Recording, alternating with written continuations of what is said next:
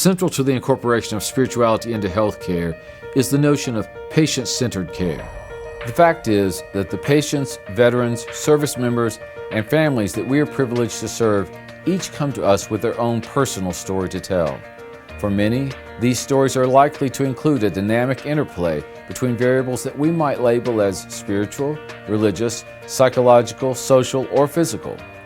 As healthcare providers, it is our job to meet the dynamic complexities of our patients' stories with correspondingly dynamic approaches to healthcare. That is what patient-centered care is all about. It is what the integration of mental health and chaplaincy is all about. And it is what will help cultivate vibrant, meaningful, truly healthy lives for those we serve.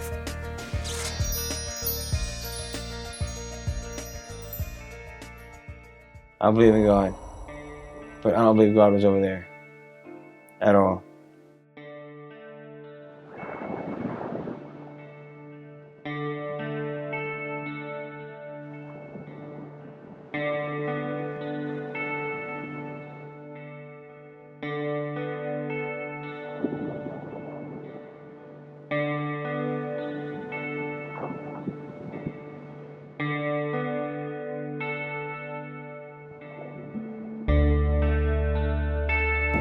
I go to church, but I wonder if I want to go to heaven.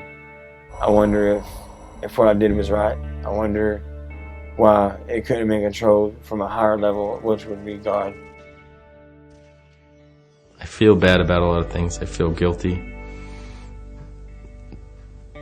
on a lot of things, but it's like I can't get rid of that.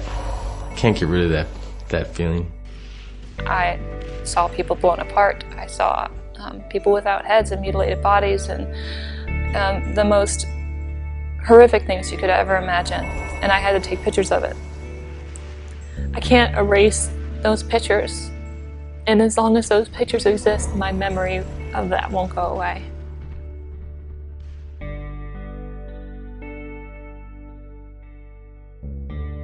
I was buried alive in a great amount of pain. I can hear the wounded and the dying. And still, it's been 4 years since I came home from my last deployment. I still don't go to a mall. I will do all my shopping online. I don't want to go to a mall because there's a lot of people there.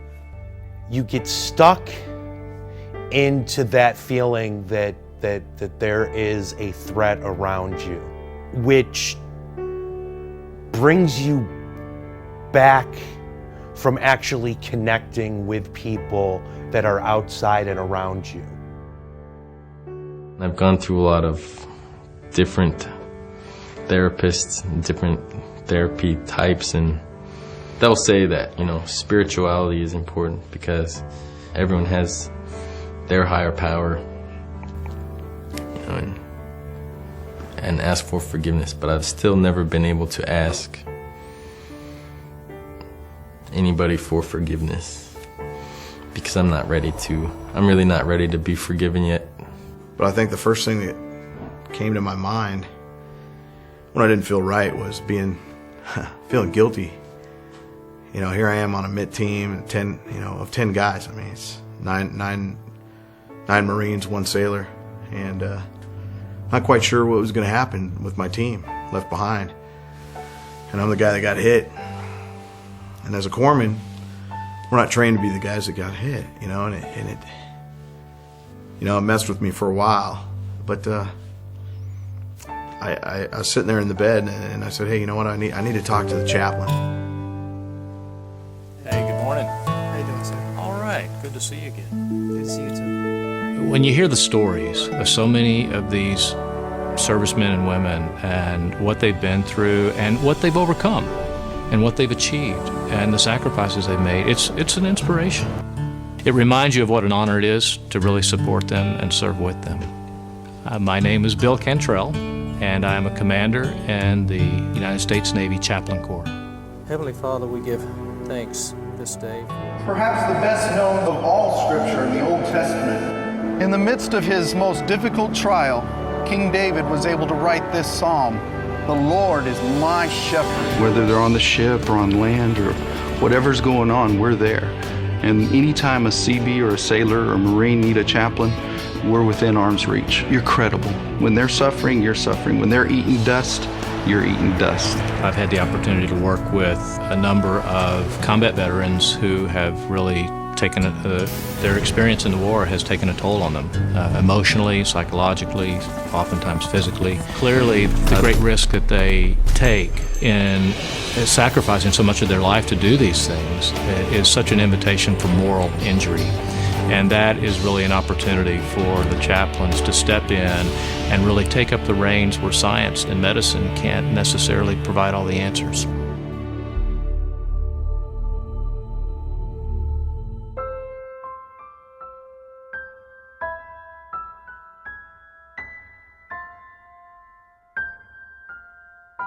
I remember vividly on my first baptism to combat operations. I was on the deck of the USS Princeton, LPH-5 in the South China Sea. I had been awakened at 3:30 in the morning, and after a traditional breakfast of steak and eggs, we were all marched up to the flight deck where the helicopters were getting ready to take us out into our first exposure into combat. While we were standing on the deck of the USS Princeton, in the distance, the skyline was nothing but explosions and flashes and flares and aircraft going into attack mode and artillery firing. And my anxiety, along with everyone else, was getting pretty high.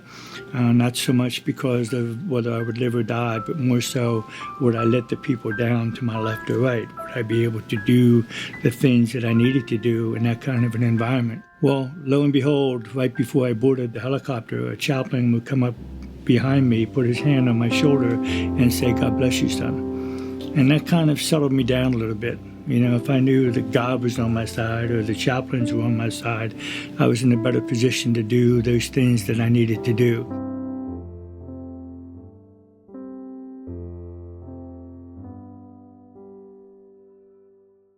As I came into the VA in the year 2000 with the Chaplain Corps, I thought part of my role in being a Marine and a non-chaplain in this teaching institution was to let chaplains know what it is that they needed to do to survive and to be more effective when working with veterans. If I had 5 chaplains in a medical center, each one of them could give me a different story of what it is that they do. And so one of the things that I taught very early on was try to have a consistent message of who you are as a professional chaplain and what is it exactly that you do. One definition might be, I am a professional chaplain. I provide pastoral care by listening to a veteran's story, identifying areas of spiritual injury or spiritual distress, and from that provide the pastoral care they need to be well and to help with their other injuries. I think the chaplain is very unique in that they bring something to the interdisciplinary team that is not there before. They bring parts of the veteran's story. Rather than looking for a diagnosis, the chaplain looks to hear and to understand the story of that unique person, that individual who has suffered some kind of loss. Everyone in a veteran's hospital has some kind of loss. One veteran we had in hospice care was very uncooperative with the treatment team. Did not want to share, did not want to do anything, didn't want to be where he was at. And the issue was, as the chaplain found out, is the veteran missed his dog. Every morning for 10 years, that dog was with him. But since his wife died and since that veteran became sick, he was displaced from his home, his familiar surroundings, but mostly from his dog. So even though he was diagnosed with depression and diagnosed with other issues, or PTSD or whatnot, the issue for that veteran was, I miss my dog, and that was lament. And so what happened, the staff downstairs went to the family, where's the dog? And developed a visitation process with the dog coming to the hospice with the veteran, share the bed, be petted, and it made a tremendous difference in the ability of that veteran to actively participate in his treatment plan. Our primary mission is simply to be visible reminders of the holy, and in this context, it's often unholy situations that we find ourselves in, and so we want to provide hope to the staff and to the patients that come through. An awareness of spirituality, Whatever that means to our airmen, we bring that to the fight. Unless we have people dedicated to take care of individuals that comprise of our warfighting force, the system will break down, people break down. And when they're at that low point in their life, where there is a chaplain corps, both chaplains and chaplain assistants, to help build them back up and make sure that they can continue forward with the mission they're charged to do. I think sometimes people hear the title chaplain or they see the various religious badges that we wear, and their first thought is it's only religious stuff. And we cover that, and we're very proud to cover that. But we do a lot of emotional and mental stuff as well, where if you want to talk about spiritual or religious stuff, that's cool, and we're happy to do that. But if you don't want to talk about that, if you just have things going on in your life, or you're stressed, or you just need somebody to listen, we're that person. This is a common occurrence I've experienced in 30 years of being a military chaplain, in that we often find ourselves having to define what our role is. But one thing is clear, is that chaplains don't diagnose, and we don't treat, we don't prescribe medications. We serve as advocates or a gateway for service members to get the right kind of support before problems escalate. As the principal moral, ethical, spiritual advisor to commanding officers, chaplains enjoy a certain measure of standing and trust because they're on the front line during crisis, and they do provide that gateway to support services. Placement of a chaplain in a unit makes the chaplain a first responder when dealing with combat and operational stress. Because chaplains are organic resources in a particular command, they're bystanders in combat, ready to support service members during very traumatic and stressful times. In other words, chaplains are on the front line whenever any kind of crisis occurs.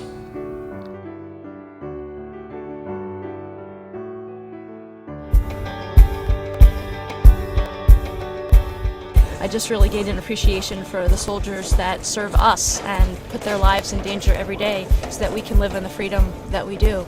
And this was an opportunity for me to be able to give something back. We have a thing we call Ministry of Presence, and it's getting out of the chapel, it's getting out of the staff office and going and being with the soldiers, because you're there with them when they have those questions, when they're feeling down. And I've had my most profound ministry experiences just as I've gone out to my guys, to remind them that God is present, to remind them that they are spiritual in nature and they can grow in that.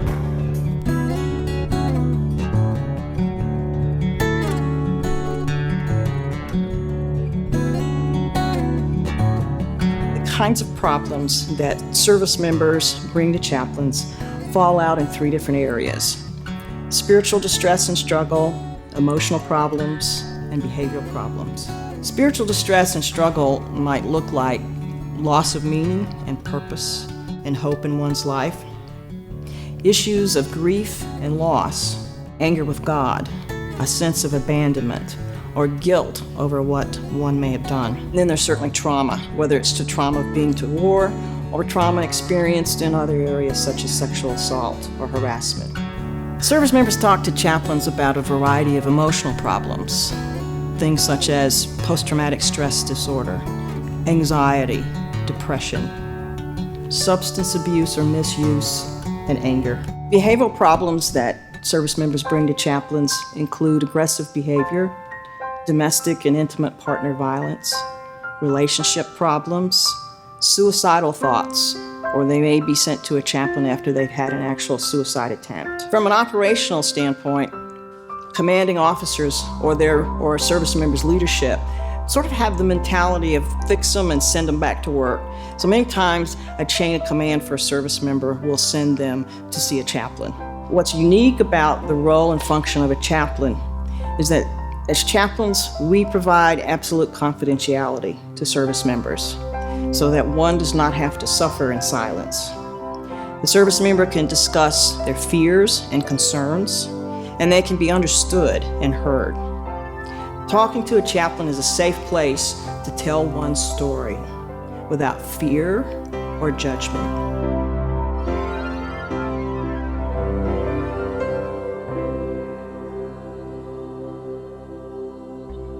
My name is Mark Bates. I'm the Associate Director for Population Health in the Deployment Health Clinical Center.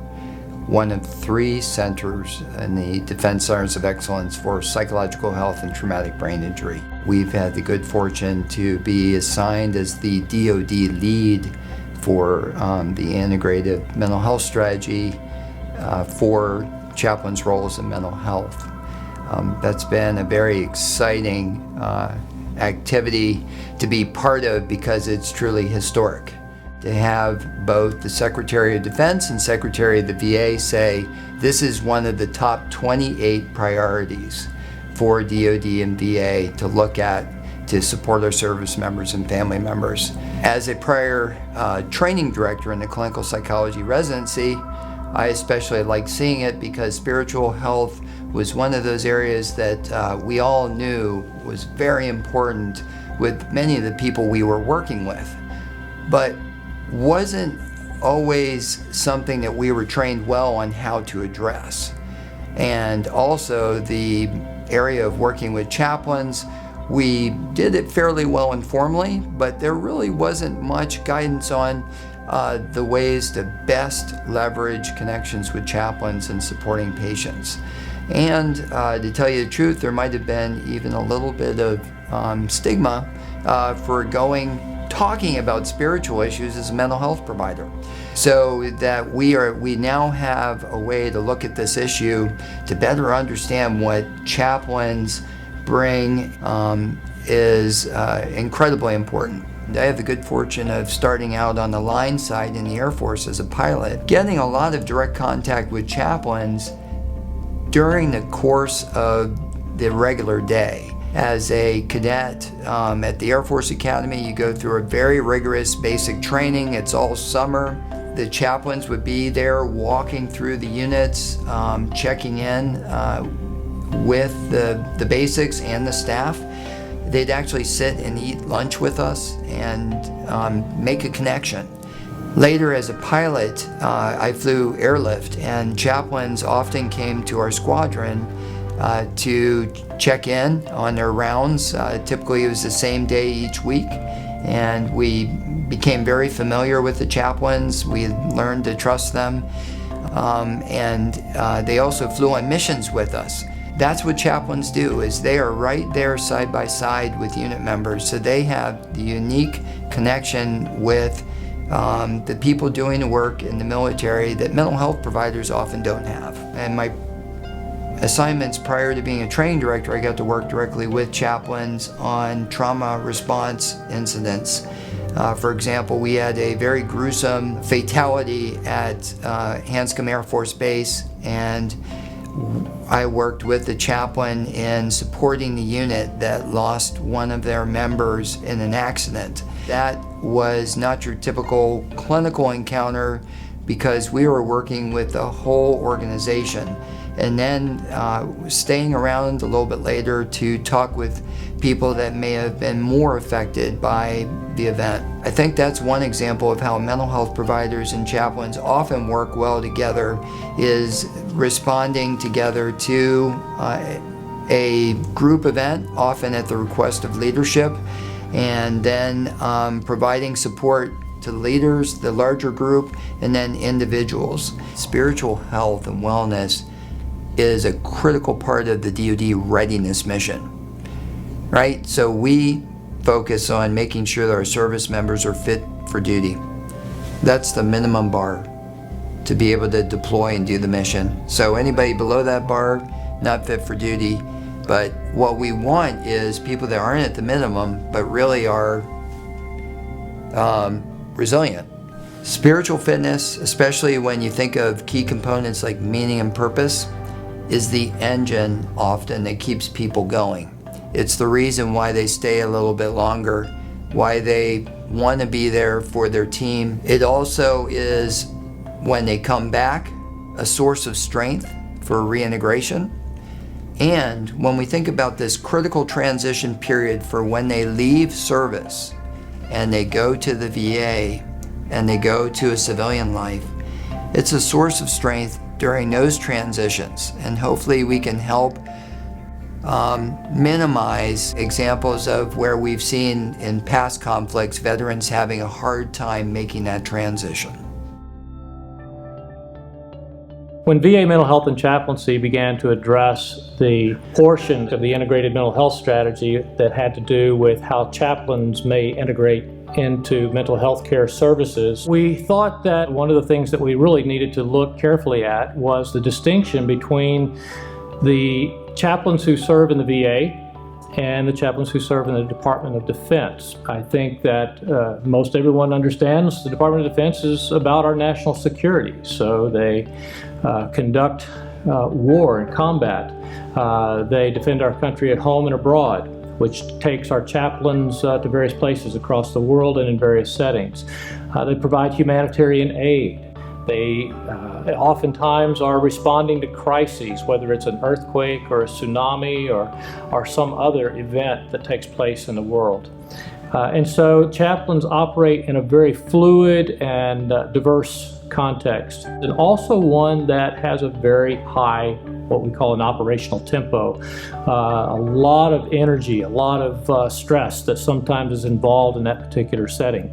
And then the population they serve, typically a younger population. Within the Veterans Administration, we're looking at 100% clinical environment.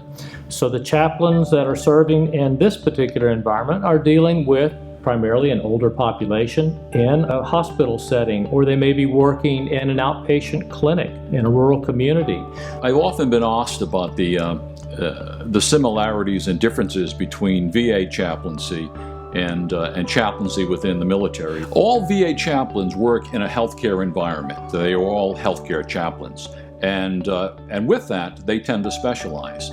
You have chaplains that work in acute care with an ICU unit or a medical unit, those who work in a nursing home, those who work in mental health, be it chemical dependency or open psych or lock psych. One of the major differences is a VA chaplain can stay at the same assignment for their entire career, 25, 30 years if they so choose. Another difference is that VA chaplains tend to have a much smaller ratio of chaplain to veteran. For instance, in a hospice palliative care unit, you could have a ratio of 1 chaplain for 12 or 15 veterans. In a domiciliary, which is more of a transitional kind of environment, it could be as high as 1 chaplain for every 150. VA chaplains tend to have more education, not because they're special, but because they tend to be older and have pursued maybe another degree or clinical training in preparation for VA chaplaincy. One of the requirements now to be a VA chaplain is that they have at least 2 units of clinical pastoral education. But today, most applicants who are contenders for a position have at least 4, 5, 6 units of CPE. And beside that, maybe some other specialty they bring to the table. But there are similarities between DoD and VA chaplaincy. First of all, they start with the same military event. Oftentimes, there's a bad military experience. And what happens with that, as VA chaplains deal with this, is it's become cauterized and calcified. And the VA chaplain is dealing with a military event that is now 5, 10, 15, 50 years old with a thick layer of calcification around it. And that's where the VA chaplain earns his or her pay. For many vets, their military time, no matter when it was their crowded hour. I remember visiting patients on the nursing home who still spoke about their time in the Second World War, or in some cases, when I was a younger VA chaplain, times in the First World War. It's still vivid in their minds. One of the similarities that really unites VA chaplains and military chaplains is there's kind of like this handoff that goes on. Military chaplains have tremendous goodwill with veterans. The relationships that are built in the Department of Defense between chaplains and those they serve are very what we call organic. And what we mean by that is because they train with and they live with and eat and they basically conduct their day-to-day work side by side with the military personnel they support. Many times a veteran could be standoffish initially in the VA environment. And yet they'll see the name chaplain, and because of the goodwill that they have with the military chaplain, they will approach the VA chaplain for help. And maybe they wouldn't do that with any other clinician. The stigma that exists with service members seeking mental health care oftentimes also influences the access to care that service members have when they think of the chaplain. It's a source, a confidential source for them to seek support without being concerned about the ramifications or maybe the results of their disclosure. Another thing that's very evident within both VA chaplaincy and military chaplaincy is how integrated the chaplain is into the daily life of both the veteran and the service member. And again, this could be attributed to the goodwill that's created by the military chaplain. Over 50% of the chaplains within the Veterans Administration have prior military service. So military service members who are now veterans, probably because of their experience during their military service, they understand the role of a chaplain and that it is a source of support that is unlike the other providers and caregivers that they meet within the VA facility.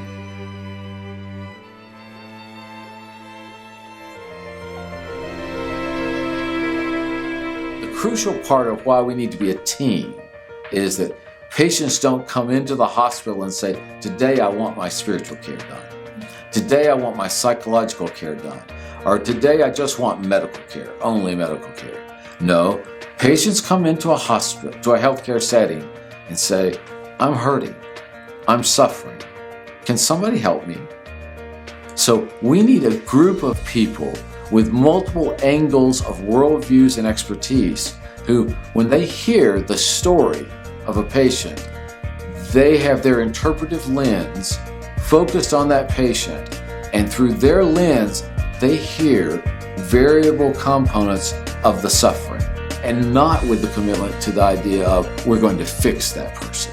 Chaplains are gifted in the work of spiritual exploration. Their mission is not one of fixing. With a lot of the symptoms that our veterans and service members have, we can't just make it go away. And I think that makes us afraid. We get afraid of that which we can't fix. We're so frequently not willing to say, you know, I don't think I can fix you, but I will stay on the journey with you. I will absolutely be with you through this process and will persevere with you. And so often, especially with a lot of what we're dealing with within mental health care for service members and veterans, what they want more than anything is someone who'll say, I will faithfully stay with you. And so the idea of having the strength and the resilience to stay in the journey with someone who's suffering, that takes courage.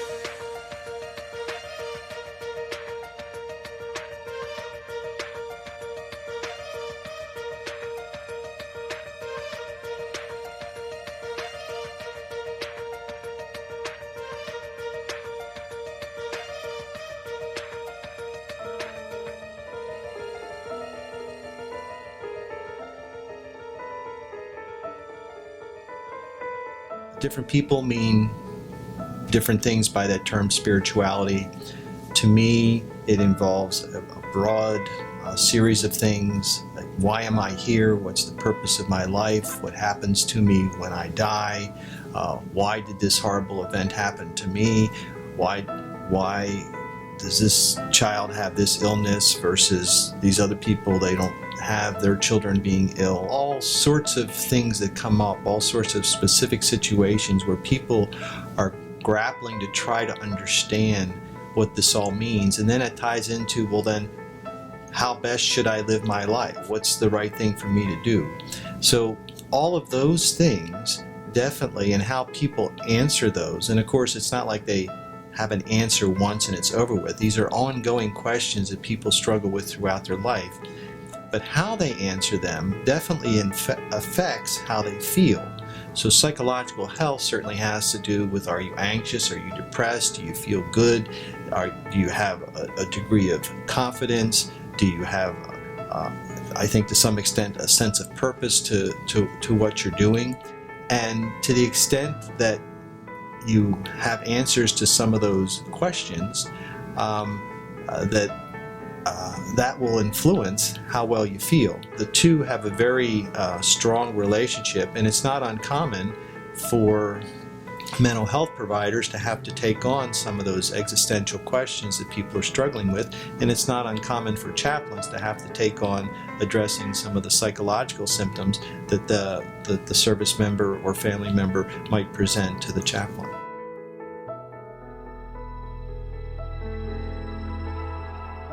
One of the things that's relatively unique to our veterans when it comes to mental health is PTSD, and a lot of the research on PTSD has really been advanced primarily coming out of research on veterans, and much of that research coming out of the VA. Often when we've done this research looking at PTSD in veterans, we've looked at what are the things that contribute to the development of PTSD and to the maintenance of PTSD. And in terms of our psychotherapeutic practices, something that we've focused a fair amount on in recent years is avoidance. And we've found that avoidance of feared stimuli tends to perpetuate PTSD. In terms of religious and spiritual variables that seem to be related to PTSD, some research suggests that veterans who harbor combat guilt and who have difficulties with forgiveness, both forgiving themselves and others, tend to have more severe PTSD. Now, research that's been done on veterans who are in treatment for PTSD has actually found that a majority of those veterans report abandoning their religious faith while they were at war. A majority of those veterans report feeling abandoned by God, and a majority of them have also reported feeling punished by God. Much of this research is telling us that, in fact, variables like guilt, variables like forgiveness, and variables having to do very directly with individuals' religious, spiritual, and faith beliefs are intertwined with the experience of PTSD. Survivor's guilt affected me as I felt guilty for what happened to them and how it happened to them and not me. Could I have been there and did something that would have brought him home alive? I just don't feel good about, being here and my team still being over there. Maybe that's how my guilt rolls off for me, is that what we did there is because it's war. It's not because we're there to play with them or be friends. I even had some thoughts of suicide there for a while. There's guilt and regret. There's Monday morning quarterbacking. It's always hard to go back and say what if, but the point is that I was home and safe and eating good food, and they were still over there and something bad happened to them. That never sat right with me. Could have done this, or maybe I should have done that. The first Marine that was in charge of a PFC ended up committing suicide. I had lost a lot of trust in my ability to be a leader. I felt really guilty. His life, part of the responsibility of him being alive was on me, and I felt like I had failed. I can tell you from just firsthand experience working with a lot of patients in the military and then supervising residents working with patients across different mental health conditions like PTSD and depression. Often there is a strong spiritual component that can take many forms. Two of the more important spiritual factors we're seeing that researchers are pursuing currently is post-traumatic growth and moral injury. One of the ways that moral injury has been defined in the literature is as perpetrating, failing to prevent, bearing witness to, or learning about acts that transgress deeply held moral beliefs and expectations. The sense that what was experienced was in direct confrontation with beliefs about how the world should be, and that needs to be repaired and needs to be confronted directly, and the person needs support in finding another way to understand what they saw happen and repair their view of life and what it means to live with integrity. Thinking about moral injury, along with some of the research on guilt and forgiveness, makes it apparent that there are a number of ways in which we might consider inviting chaplains into the care of veterans with PTSD to address the very issues that chaplains have some expertise in. Post-traumatic growth is a wonderful concept. It's about part of the recovery process resulting in increased sense of purpose and meaning. There was some research that was published in 2004 by Fontana and Rosenheck, in which these researchers asked the question, what is it that motivates veterans with PTSD to turn to the VA and seek help? And as mental health care providers, one of the things that we would expect is that perhaps these veterans have had their PTSD symptoms get so bad that they ultimately felt like it's time to reach out and seek help. What Fontana and Rosenheck found in their research is that it was not so much a worsening of PTSD symptoms or even a lack of social skills, but instead it was feeling like they had lost meaning and purpose in their lives.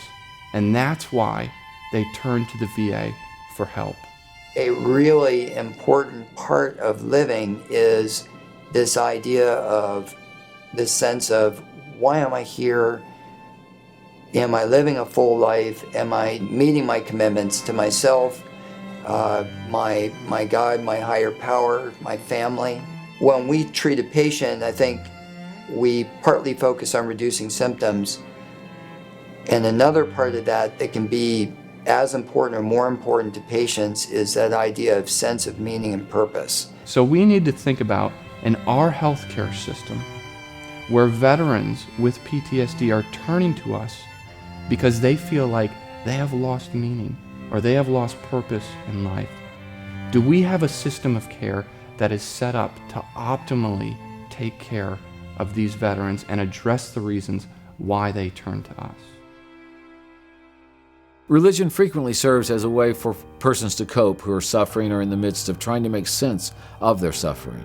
This varies according to the experiences persons have had in the life that they've had with regard to their own faith traditions and their own religious traditions as to what their expectations are. The degree to which persons relate using religion as a primary coping mechanism has been more evident in recent literature, although we have much to still learn about the reality that when persons are disappointed, when persons find themselves suffering and not being cured, how do they struggle with that? How do they understand and process that reality in their life? And what does that mean for their own spiritual lives and spiritual struggle? One of the domains in which we find that religion and spirituality tend to have an impact within mental health is what might be thought of at times as the existential notions of coherence, the sense of purpose, the sense of where am I headed? For a number of people, their religious and spiritual life can be a crucial, instrumental part in helping them to discern those kinds of factors within their life. At the same time, there are persons who their religious and spiritual struggles will sometimes contribute to their sense of a lack of coherence.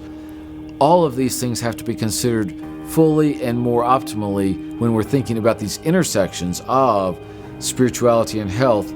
Chaplains are central to that consideration. The chaplain is a vital person for rightly interpreting and understanding and making sense of how does my spiritual life intersect with what I'm experiencing within my physical and mental health.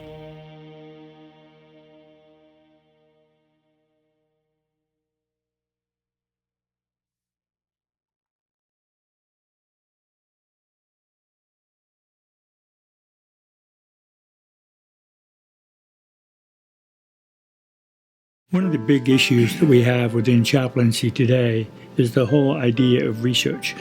More and more, as you look at the literature, we're finding all these articles and all these essays talking about the things that chaplains do, talking about pastoral care, talking about interaction between chaplains and other people.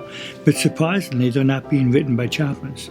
Most of the new information that we have in the literature is coming from doctors, psychologists, social workers, nurses, everybody but chaplains.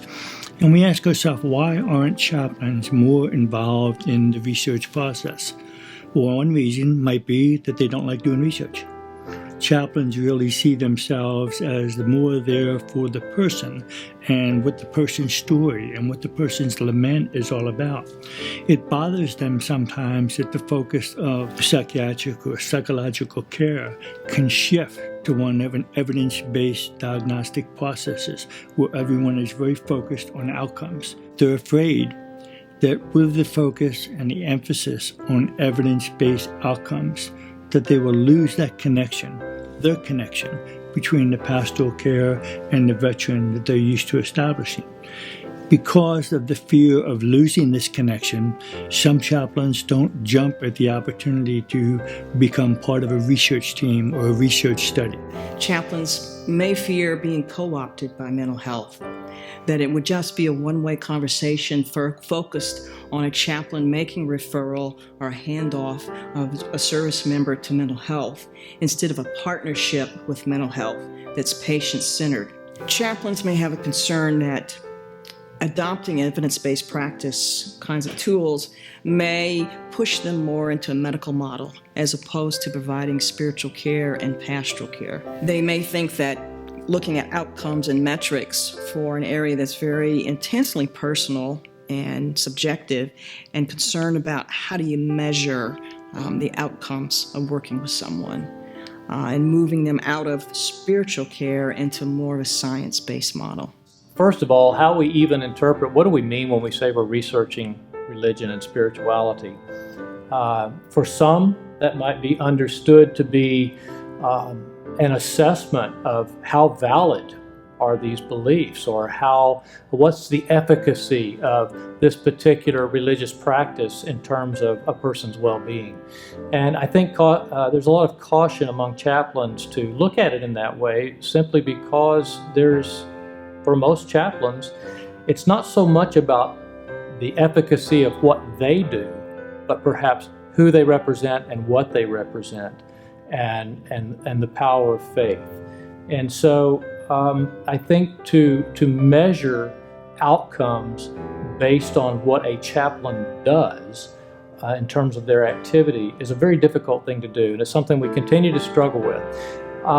Another concern that comes up is the evaluation of an individual, for example, a patient or a service member, a veteran, and the impact that their belief or their practice of their belief has on their health, their contentment in life, how quickly or effectively they heal from whatever it is they're being treated for. And we begin to look at it almost like yet another a pill in their arsenal. If they just take this pill, or if they just take this particular treatment, that the chances of you being well will be greater. And I think most chaplains see the spiritual realm as being something much bigger than that. And it encompasses existential questions that don't have black and white answers, and sometimes even the ability to articulate a response to someone's existential question oftentimes is so complex that it really surpasses discursive reasoning. It's almost something that in some cases has to be modeled or demonstrated through story and narrative and example and parable or metaphors. All these different ways in which we help someone understand the context of their struggle in a different way, not with a formula. Other concerns chaplains have in the intersections with mental health is that there's a concern that they may become mini mental health providers. Mental health providers diagnose, treat, and resolve emotional and behavioral disorders. Chaplains, on the other hand, do spiritual assessments, intervention and provide spiritual care. Chaplains also need to claim what's unique in their role as a pastoral care provider.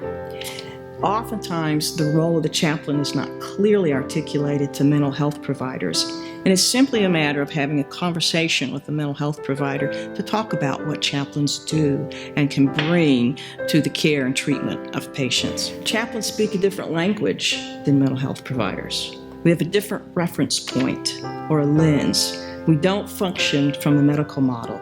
Instead, we come from an eternal perspective. We talk about issues of meaning and purpose, of human worth and dignity. So it's a different framework or a lens in which we approach talking to people. Because of these reasons, I think chaplains are often concerned about measurement. And I think one of the things that may be helpful for us to consider is looking at it from a different way. If we're referring to, in our research about spirituality and religion, about how one navigates through the ebb and flow of life, through life's challenges, the struggles that seem to be a very normal part of life, pain and suffering, and joys and celebrations and so forth. If that's what we're talking about when we're researching spirituality and religion, then I think it's well worth the cause and the effort to research it and better understand how chaplains can help facilitate people navigate through these normal experiences in life.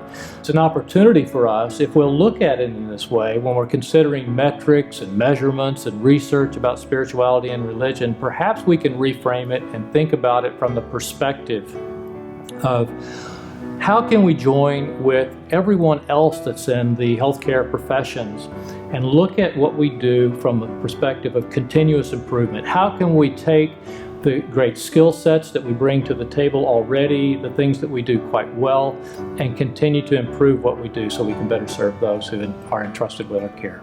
We have to look for more opportunities for chaplains and the mental health to work together collaboratively so that we can provide new and better information to the field.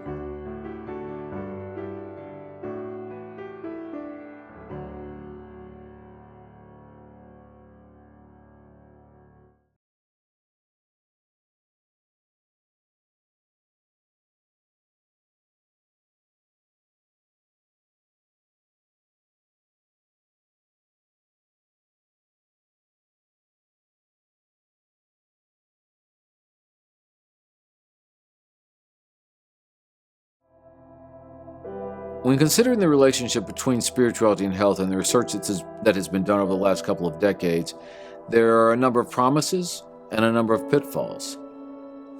The promises include the significance of the volume of research that's been done. No question that it has become part of the medical literature to include spirituality and religion as a variable in many research efforts where 30 years ago it would have been unequivocally excluded. We do truly hope and assume that psychologists, psychiatrists, social workers, other mental health care providers will increasingly look to chaplain colleagues and other types of persons involved in spiritual care as part of their team. But as we start to think through that relationship, it's all important how we work together. I'm Lieutenant Commander Steve Dundas. I've been in the military 30 years. I've been in the Navy since 1999. When we got to Iraq, our mission was to support U.S. Marine Corps and Army advisors across the entire Al-Anbar province. I would go out and provide counseling, religious services. The hardest parts of the deployment, one, I'd had a lot of experience as a trauma department chaplain. I've seen a lot of death. But when I got there and actually saw our wounded Marines and soldiers, prayed with them, anointed them, that was one of the really hard things, was to see what war does to these warriors. When I came back to the States, I just felt so disconnected from people, church. Finally, our medical officer did an assessment and was convinced that I was really beginning to suffer PTSD. and got me connected with the Deployment Health Clinic at Portsmouth Naval Medical Center. And I started seeing a therapist there, trying to figure out how to deal with my experience. My role as a chaplain is to provide the spiritual support for people as they make this journey, as they begin to open up about what they've gone through. But many times it requires more than just a chaplain. And so I'll say, you know, I know it's scary, but I think that you need to seek the help of a mental health professional because it's a way to get better. And I tell them my experiences, which are good experiences with both of the therapists I've had, that they understood and they didn't push me into some track that I was unable to go to. I realize you can't go back. You can't go back to what you were. You have to adapt to what you are. Do you want to be healthy? Yes. Do you want to be well-adjusted? Yes. Does that mean you're going to be the same person you were before you went to war? No. Nobody is. But that's okay if we open ourselves up to get help. It's not something that we're going to be better overnight. What it will be, though, is a step on the way to healing, a step on the way to integrating those experiences with our daily life now. I don't think it is weakness to seek help. In fact, I think it's a sign of strength. I think it's a sign that you want to move forward. And what I hope is that when I spend time with people, when I share with people, when I listen to people, that I can help them to begin that process if they haven't already started, and to encourage them if they're already getting some therapy, provide that extra bit of support, that extra bit of connection, so that they don't feel that they're alone